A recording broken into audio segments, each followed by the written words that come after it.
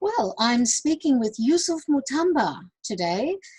Yusuf is an attorney with over 10 years of extensive experience in intellectual property law and management, and he's come from qualifications all over the world. So he's got a master's degree in economics and management law, specializing in intellectual property from the University of Strasbourg. He's got a bachelor's degree in law from Uganda Christian University and a diploma in project management from the International Business Management Institute from Berlin. Now, I connected with Yusuf a while ago after reading a really interesting article that he wrote for Rwanda's daily newspaper called The New Times.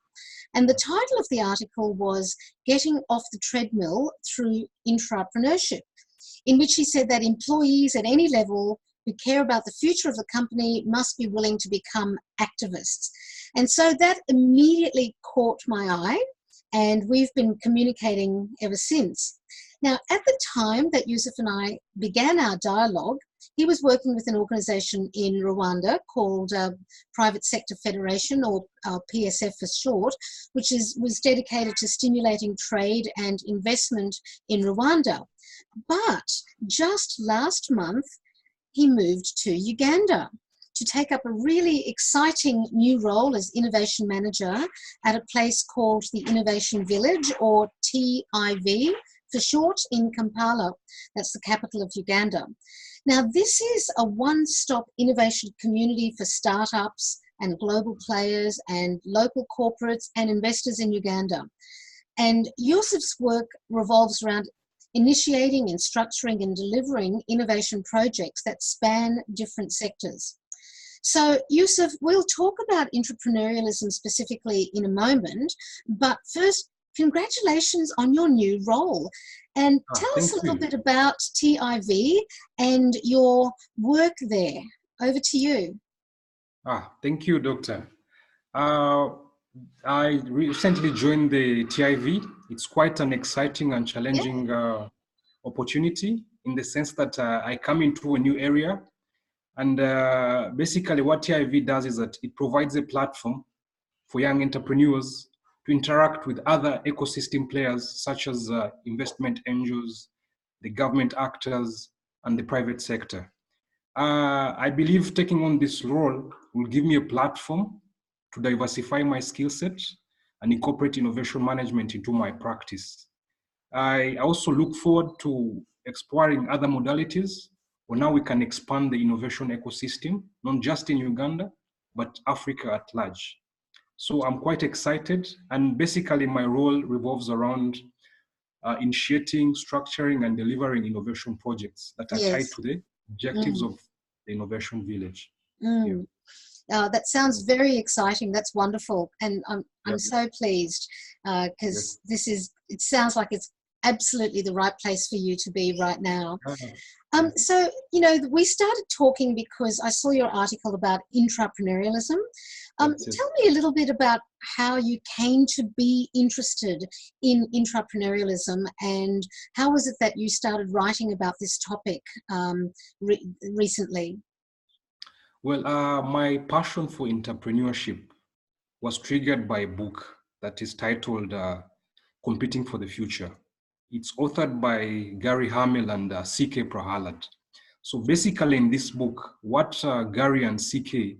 are saying that for any company to compete for the future, they need to have the capacity to ignite a revolution within the industrial space. They go on to argue that for this revolution to come to play, it does not need to start from the top. In other words, anyone, regardless of their stature, can ignite this revolution. So they also remind us that historically it's been the dispossessed, Mandela, Gandhi, who have actually ignited revolutions. And it's not always the monarch, like we always think. So what basically I picked from this is that the luxury of predicting the future within a vacuum is no more. Innovation has proved to be a very ferocious machine, and we need to come up with new stream of ideas so that we can keep abreast with the changes. And this can only be achieved through entrepreneurs who are actually in position to flip the rules and challenge the assumption. So basically that is what has changed my perception towards how innovation should be nurtured. That we need to abandon the corporate handbook practices and look at an organization as a whole and appreciate that it's not the top management that will always drive innovation, but also the employees are in position to do the same. Exactly, exactly. And especially because the employees have a really clear view throughout the business. They understand what happens in their area and they can see where the opportunities are for change and innovation, whereas the CEO can't see through every single layer. So we need to be able to engage all layers within an organization in order to unleash that talent that will propel the organization into the future effectively. I'm delighted that you read that book, and it's certainly sparked your thinking. I'm really curious to know about how intrapreneurialism is taking root in Africa in general. So we'll talk about some case studies or your own experience in a moment in a more specific way, but what's your general impression about how the concept of intrapreneurialism is being embraced within Africa generally? Well, what I can tell you is that Africa is undergoing a decisive transformation. And this is largely driven by innovation and entrepreneurship. See, the aspect of building innovation ecosystems has become an imperative for governments and business communities. For instance, in Kenya, now we have the iHub. In Uganda, we have the Innovation Village. And in Nigeria, we have the co-creation. So what this implies that Africa is not about to play catch up. So it is we are having entrepreneurship experiments are multiplying across the globe. And this has created a Pan-African momentum. Yeah. And one of the key examples I can give you is one from Senegal. Gentleman. Sorry. Yeah. Sorry. Keep going, So sorry. One of the key case studies I can give you is based in Senegal. There's a gentleman by the name of Adama Kane who was working with Sonatel. So during his pastime, he realized that he had a junk of medicine that he was not using. So with the help of his organization, which was Sonatel at the time, he devised a virtual community pharmacy where members dispose of unused medicine to health cares in return for points that represent the financial value of the medicine. So what he did is that he sought audience with this company and told them, look here, I'm going to create a virtual web whereby people where unused medicine is sent to health cares in return for points, and members will use those points to access medicine that they will need in later time or in the future. So with the help of his company, he got financial assistance and also the technology support he needed to develop the virtual web, which is called Jokosante. So what this has done is that it has actually improved the access to medicine in Senegal, and also it has motivated his company to call for internal projects that are related to innovation. Yeah.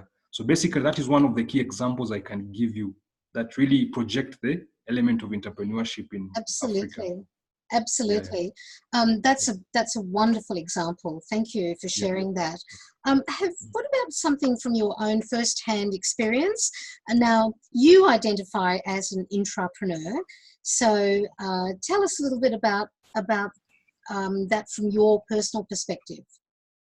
Well, from my personal perspective, I can say literally I haven't really been involved in igniting new ideas. But for the time I've worked now with the Innovation Village, I've actually come to appreciate the component of entrepreneurship. I've interacted with people who are actually looking beyond just falling in love with ideas, but falling in love with solving the problem. Yes. So working in this kind of space has actually gotten me closer to understand what it means for someone to exploit their entrepreneurship abilities for the best of an idea or to solving a problem. So from a personal perspective, I can say I've been able to interact with the ecosystem and learned how entrepreneurship actually evolves within the ecosystem. That's an interesting distinction that you've made just then between coming up with ideas versus actually implementing them, because a lot of people do tend to focus on the front end of innovation, which is about the ideation process, but then don't always see it through to bringing those ideas to fruition. And of course, intrapreneurs are the people who can work at both ends of the spectrum. They're great with coming up with the ideas, seeing the opportunities for change and improvement, but more than that, they're prepared to progress those ideas. They'll find ways of being able to resource them and progress them so that they actually get an outcome. So they work at both ends of the spectrum. There's a lovely quote that says, the world needs dreamers who do. So people who both dream but also take action. So that's very exciting to see the work that's happening within your area right now, within the village, the Innovation Village. What's on the horizon for the Innovation Village in the short term? What would you like to see it achieve in the next 6 months, say? What I would like to see happen is more interaction between the actors. And more access to finance, especially for early startups. That is one of the key challenges. And because at the moment, there are 3 key challenges that I think that the hub is facing. One of them is skills, the other is venture capital, and the third is the culture of encouraging entrepreneurship. So basically, those are the 3 components that are trying to, like I would call a daunting task, that is trying to challenge the existence of the hub. But what I would like to see more is more interaction between the various actors within the hub. Yeah. And that's exactly what your job is to facilitate that interaction. That interaction, yes. Yeah, that's wonderful. Well, we should have another conversation in about 6 months or a year or so. Please, I'll be at your... I'm sure then I will have so much to share with you. Yes, and like you're just in the new role in only under a month now, so we'll have another conversation next year, and we'll talk about all of the wonderful things that have come out of this collaboration at the village. Yeah.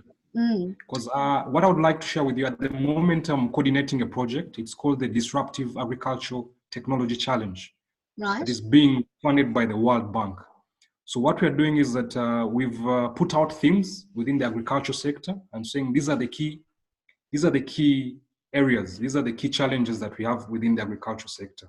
So we've invited startups of a certain caliber and we've told them, can you avail us with solutions? It's more or less like a hackathon, but from a bootcamp kind of organization. So within the next 14 days, we're going to be running this to interact with the startups with the help of the World Bank to see how we can come up with viable solutions for the agriculture sector. So I want to see how this unfolds. So maybe within the next 2 or 3 months, I'll be giving you a testimony or impact study story that this is how it turned out. And basically, this is what I've learned. And this is how actually the ecosystem works. Yeah. So brilliant. I believe with this kind of task, I'll be in position to relay more information, more stories, and more engagements with you. Absolutely. So we'll make a point of connecting again next year and hear about some of the exciting outcomes that are coming through this work. So thank you very much, Yusuf, for speaking with me today and for being part of this global conversation about entrepreneurialism. And I look forward to continuing our conversation. Okay. Thank you. Thank you. My pleasure. Bye-bye now. Okay.